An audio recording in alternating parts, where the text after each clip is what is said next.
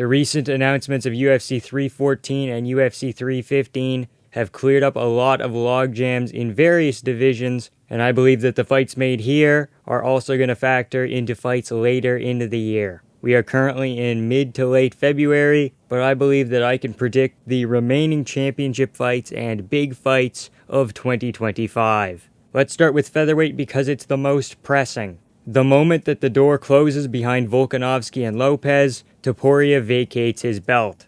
I don't personally believe that Ilia would vacate his belt and be in such a rush to move up to lightweight if he didn't have something big lined up. We'll get to that shortly, but first, we have to finish booking the featherweights. As of right now, I actually think that Alexander Volkanovski is going to win. Lopez seems a bit inexperienced, and if he can't chin Volk early, he has shown some cardio issues in later rounds.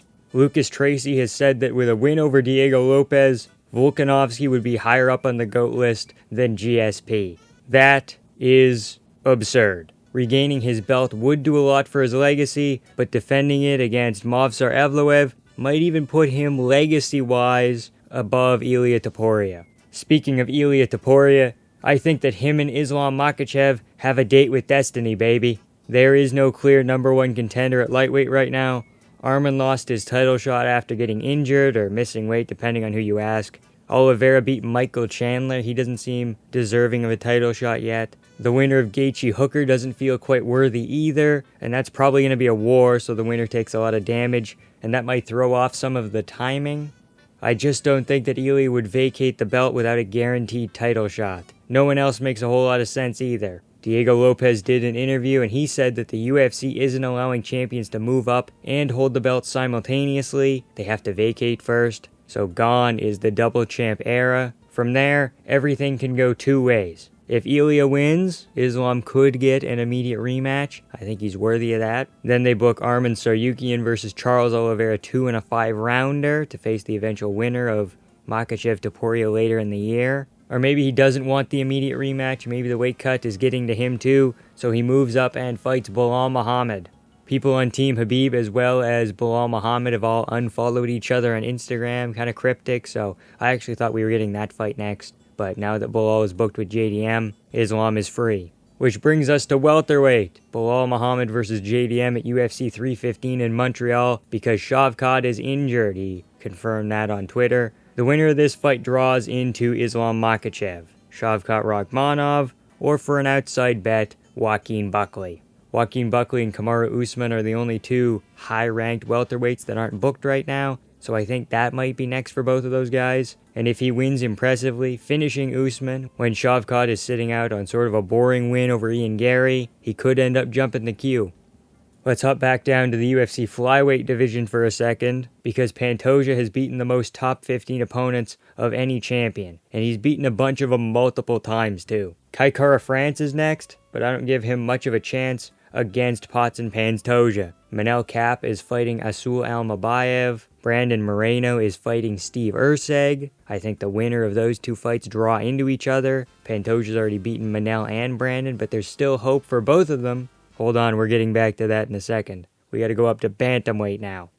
Bantamweight is a lot like lightweight right now, where there's no clear number one contender. The closest guy that we have is Petr Yan. Merab wants to stay active. He wants 3 to 4 title defenses this year. I think he only gets 3. So you do Merab versus Yan 2. Sandhagen is rumored to be fighting Davison Figueiredo on the Iowa fight night. Chito Vera is fighting Mario Bautista. That might get added to a pay-per-view soon here. And if all those guys are booked up, that leaves 2 left. So I wouldn't be surprised if we get Sean O'Malley versus Umar Nurmagomedov. They wanted Merab to lose to Sean, so they get to make it, but not for a belt.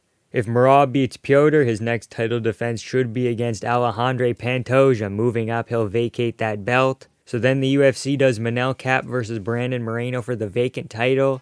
But I think that Pantoja's going to move up. He's going to vacate that belt. He's been at flyweight for a long time. He wants to challenge himself, so he's going to get that done in 2025. But I do think that Merab is still going to beat Pantoja. And if we do get to the record 4th title defense, I believe that no one else has gotten 4 title defenses in a year. I'm thinking they haven't. We're trying to break that record. You face the winner of O'Malley Umar in a rematch late in the year.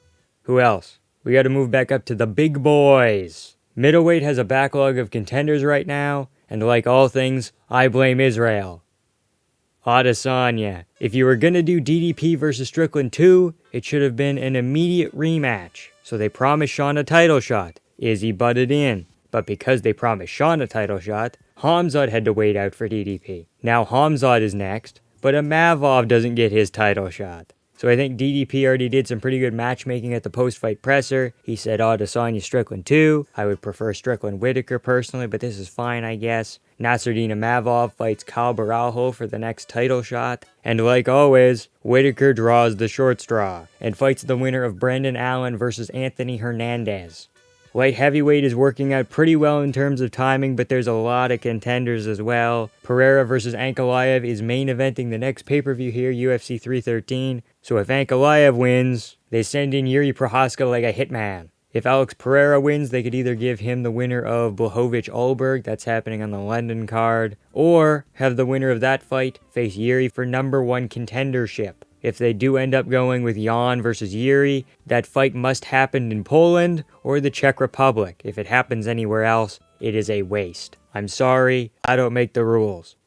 And finally, the granddaddy of them all, the UFC heavyweight division. First off, book Cyril Gane versus Jailton Almeida for the interim championship. No. Dana is very adamant that Tom versus Jon is happening. He said that if it isn't done by July, they'll consider stripping Jon. Careful, he might like that. UFC 317 is happening on June 29th. That is International Fight Week. That's also 2 days away from July. Are we seeing the vision? John Blow Jones versus Tom Aspinall. Tom probably wins. I'm not sure if they want to do rematches. But there is 4 names. Blades, Volkov, Almeida, Gane. They could maybe do Blades Volkov 2 and Gane versus Almeida, or Blades Gane, Almeida Volkov, right? Any sort of combination with those guys that we haven't already done. I think that I would prefer the first combination, but either one's okay. And then Tom's first title defense happens maybe November, December, late in the year. Heavyweights usually take a long time to turn around, so probably Gane or Almeida. I personally wouldn't hate the Volkov rematch, but that didn't happen too long ago. I'm pretty confident that Jon versus Tom will be made, but if it isn't, I could see Gane versus Aspinall for the undisputed belt, with Jon getting stripped, and then the winner fights Jailton Almeida later in the year.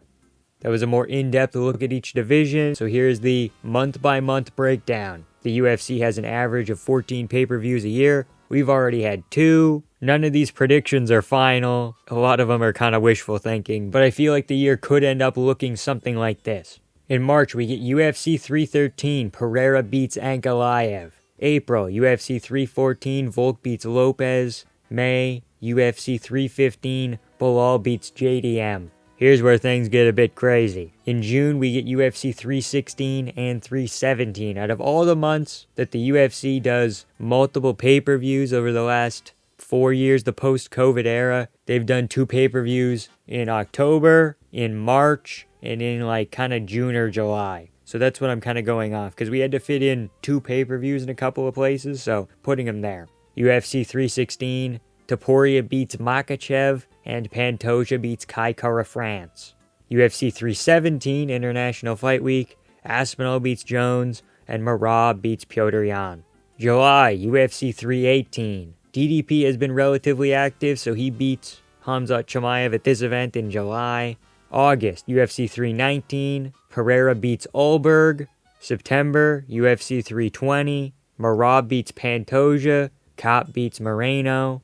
In October, we get UFC 321 and 322. I'm thinking that 321 is in Abu Dhabi. That ends up happening really early in the month, like the 4th. And then UFC 322 happens later in the month on the 25th. Pretty spaced out. On UFC 321, Islam beats Bilal and Movsar beats Volkanovski. On 322, DDP beats Imavov and Ilia Topuria beats Charles Oliveira. In November, we get UFC 323, Aspinall beats Gane, and Merab beats Umar in a rematch. In our final month and pay-per-view of the year, December, we get UFC 324, Michael Chandler beats Conor McGregor. I wish I was kidding. I don't know. I think he might come back late in the year.